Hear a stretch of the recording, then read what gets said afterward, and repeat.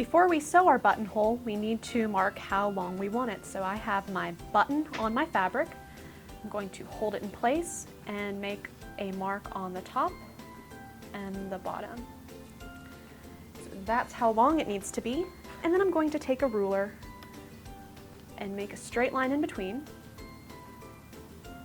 And it's going to look like a capital I. Now we're ready to make the buttonhole.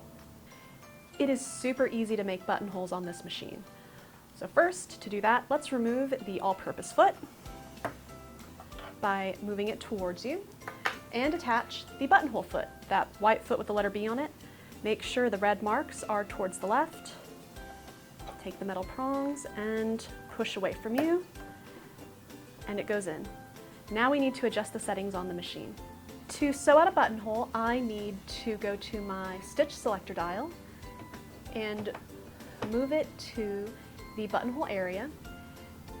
I'm going to stitch out number 1, and you'll also see 2 and 4 in the same spot, and number 3. So we're going to do step 1 right here, and go up to the stitch length dial and move it to this buttonhole zone. And this zone allows me to adjust how far apart or how close together the stitches are based on how I want the buttonhole to look on my fabric. So if you have it in the left part of the zone, the stitches are a little further apart. The further you go to the right, the closer they are together. Now we're ready to stitch it out. I'm going to line up my letter I so that it's in the center of my buttonhole foot, and I want to make sure that the bottom of my I is lined up in this hole so I can see it. Bring down your presser foot and begin sewing.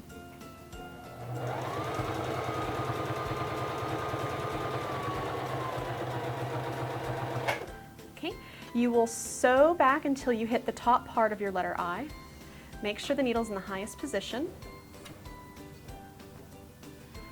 And go back to your stitch selector dial and move it so that you see the number 2 of your buttonhole. And then you will stitch that for about 6 to 8 stitches. Turn the hand wheel towards you again so that the needle's in the highest position. And go to your stitch selector dial and turn it so that it is on step 3 of the buttonhole. And begin sewing.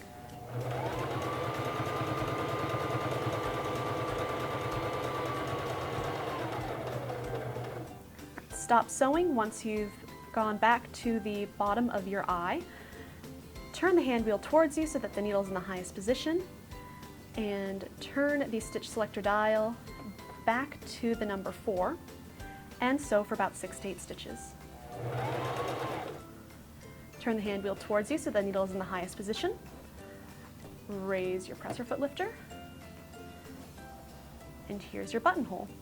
You can go ahead and clip the thread from the beginning, but once we trim our threads, the thread that we ended with, what you'll want to do is get a hand sewing needle and just bring it to the back and tie it off. Now I just pulled the thread from the front to the back with that hand sewing needle, like I said, and tied it off. And now we are ready to open up the buttonhole. I'm going to take a pin and put it through the top.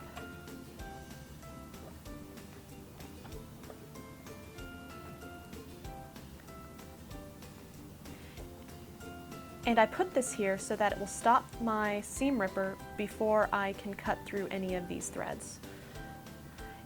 In your accessory tray, you have a seam ripper, which also can be used to open buttonholes. I'm going to insert my seam ripper at the bottom and then bring it along the top until I hit my pin. I can now remove my pin, and you have a buttonhole.